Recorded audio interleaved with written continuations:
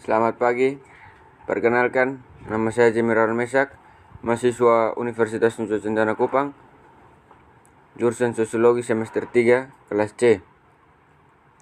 Saya akan membahas tentang tugas review yang ke-8, perubahan sosial budaya.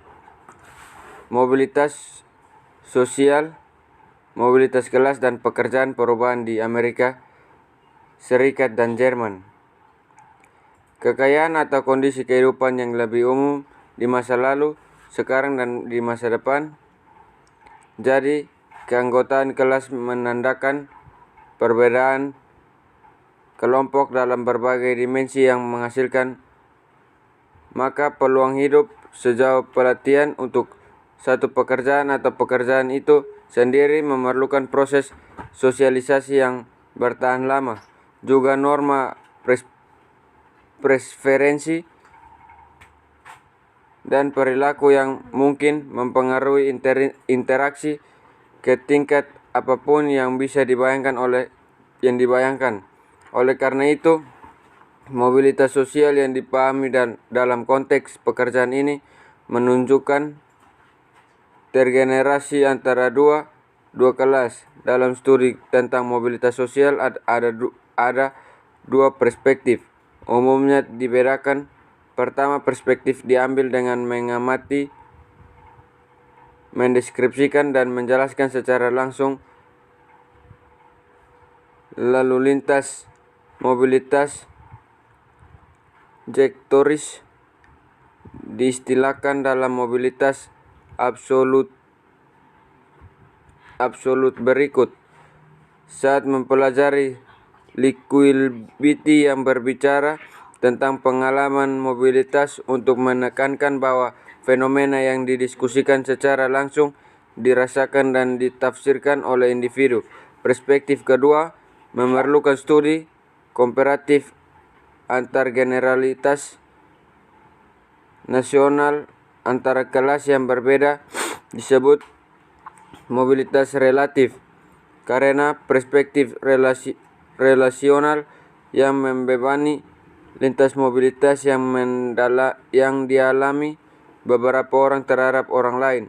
Perspektif kedua ini memungkinkan kita untuk menyimpulkan dari yang diberikan pola mobilitas tentang keterbukaan struktur kelas yang membentuk permeabilitas, batas-batas sosial yang mulai distribusi tidak meratakan keuntungan, menghalangi atau memaksa mobilitas.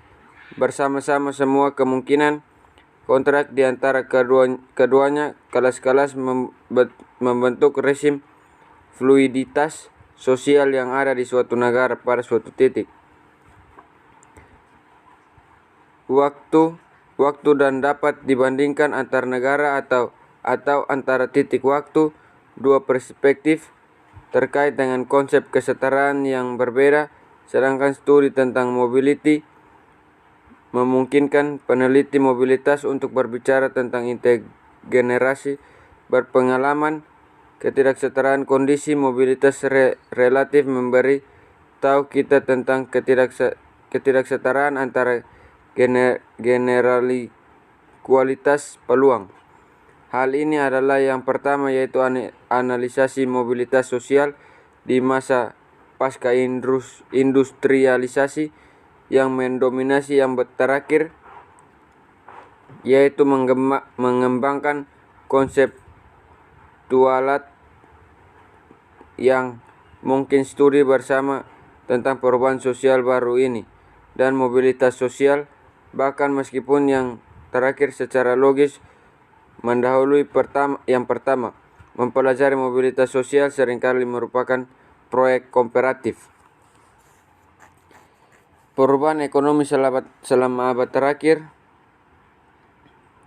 Tren paling menarik selama abad terakhir adalah pertumbuhan berkelanjutan dari barang ekonomi disertai dengan peningkatan kesejahteraan ekonomi yang tak tertandingi populasinya selama abad terakhir. PDB terus tumbuh di negara industri. Negara industri menampilkan pengembangan tingkat pertumbuhan PDB per kapita antara tahun 1820 dan 2014 untuk Amerika Serikat. Sementara ekonomi berakhir dengan lesu tingkat pertumbuhan PDB per kapita di negara G7 pada tahun 1820 hingga 2014.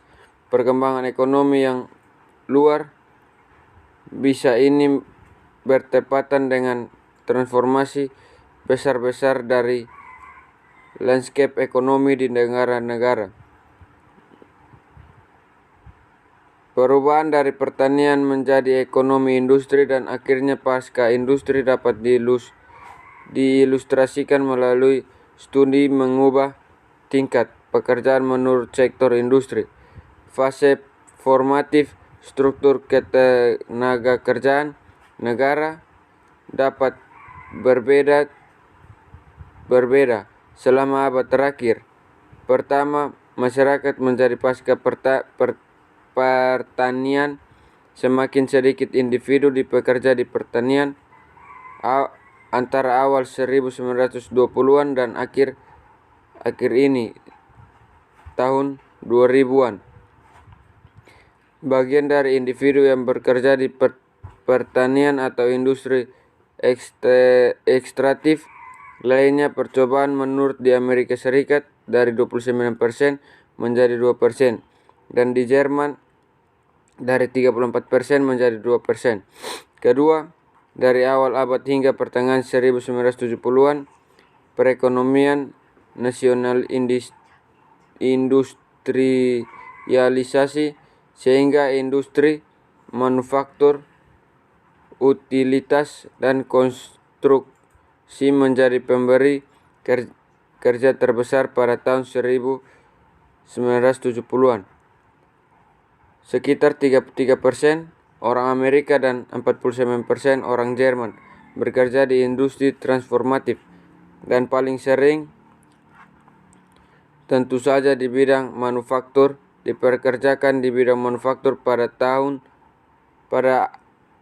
akhir tahun 2000-an.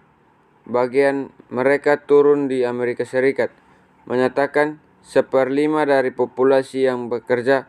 Perluas layanan itu sebagai besar didorong oleh dua jenis industri, pekerja di produsen dan bisnis layanan. Kebanyakan perbankan, asuransi, real estate, teknik dan akuntansi, dan layanan sosial. Kebanyakan layanan pendidikan, kesehatan, dan kesejahteraan.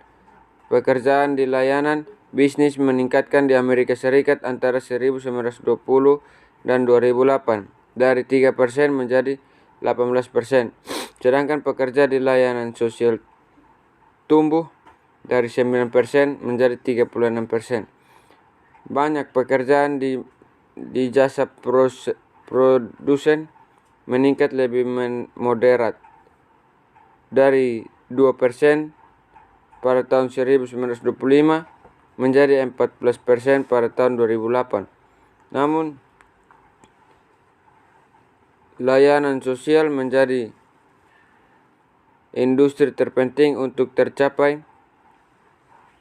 terciptanya lapangan kerja.